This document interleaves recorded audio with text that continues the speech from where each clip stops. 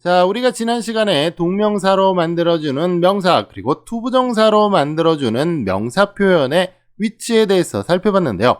투부정사로 만들어지는 명사는 명사이기는 한데 동사적인 특성이 남아있다라고 그랬죠. 그렇기 때문에 주어의 자리에 올 때는 명사의 특성이 강한 동명사가 일반적으로 쓰인다라고 설명을 드렸는데요.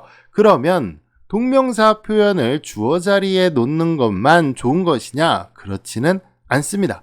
투부정사로 만들어지는 명사 표현도 주어 자리에 굉장히 많이 나타나는데요. 단 한 가지 조건이 있습니다. 위치를 옮겨서 사용해야 되는데요. 그렇다고 한다면 위치를 옮긴다라는 거, 이것을 한번 자세히 살펴보도록 할게요. 그러면 문장을 보면서 한번 이해해 보도록 할게요. 투부정사로 만들어지는 명사가 지금 주어 자리에 있죠. 이러한 경우에는 이렇게 뒤로 보내주는데요. 그러면은 투부정사가 뒤로 가겠죠. 자, 이렇게 뒤로 보내긴 했는데 보면은 조금 이상합니다. 뭔가가 굉장히 이상하다라는 느낌이 드는데요. 그 이유는 주어 자리에 지금 아무것도 없기 때문이라고 할 수가 있습니다. 그래서 이 자리를 메꾸기 위해서 it이라는 것을 갖다 놓는데요. 이 it이라고 하는 것은 의미는 전혀 없습니다. 의미는 없고요. 자리만 채워주는 역할을 한다라고 할 수가 있습니다. 자, 그러면 구조적으로 보면 it이라고 하는 것이 맨 앞에 나와 있고 그리고 투부정사로 만든 명사 표현이 맨 뒤로 물러나 있다라는 것을 알 수가 있겠죠. 자, 그런데 없는 것도, 주어 자리가 없는 것도 이상하지만 it이라는 것을 반드시 저렇게 써줘야만 하느냐? 자, 여러분들, 제가 계속해서 강조하는 것은 영어라는 언어 자체가 구조를 가지고 의미를 전달하는 그런 언어라고 했죠. 그렇기 때문에 이 부분 반드시 필요합니다. 어째서인지 한번 구조적으로 살펴보도록 할게요.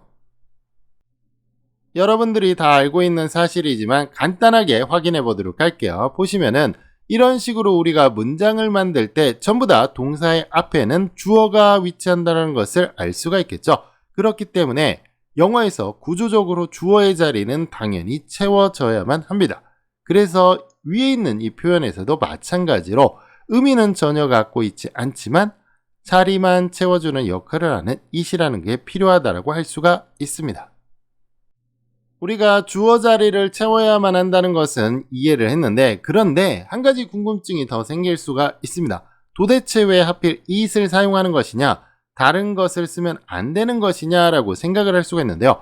여러분들, it이라고 하는 것이 의미를 갖지 않고 주어 자리를 채울 수 있는 역할을 하기 때문에 it을 쓴다는 것을 알아야만 합니다. 사실 이것은 이전에 우리가 배운 것이라고 할 수가 있는데요. 예전에도 의미 없이 주어의 자리만 차지하는 표현을 배운 적이 있습니다.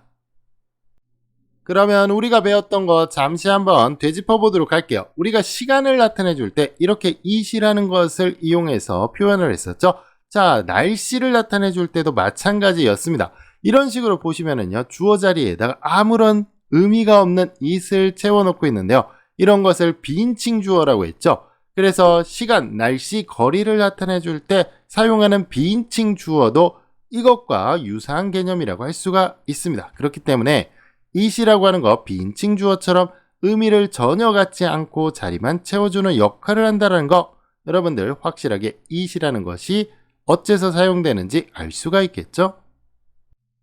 그러면 오늘 배운 내용 전체적으로 한번 정리해 보도록 할게요. 투부정사로 만드는 명사가 주어 자리에 있을 때 이렇게 뒤로 보내준다라고 했죠. 그래서 이런 식으로 뒤로 가고요. 그리고 주어 자리에 의미를 전혀 갖지 않고 자리만 채워주는 역할을 해주는 it이라고 하는 것을 붙여주는데요. 자, 그렇다고 한다면 저런 것을 문법에서는 뭐라고 부르느냐? 이것을 문법에서는 it, 가주어, 진주어, 용법이라고 부릅니다. 그러면 저와 함께 간단한 표현들 연습해 보도록 할게요. 첫 번째 문제 보도록 하겠습니다. 그 돌을 들어 올리는 것은 쉽지 않다, 이렇게 되어 있는데요. 자, 지금 주어를 보면은 그 돌을 들어 올리는 것, 이렇게 긴 명사가 나타나고 있죠. 그러니까 투부정사를 이용해서 만들어주고요.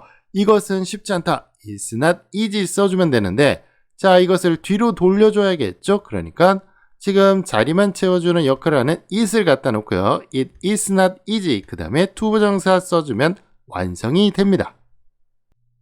다음 문제 또 보도록 할게요. 그 숙제를 내일까지 끝내는 것은 불가능하다 이렇게 되어 있는데요.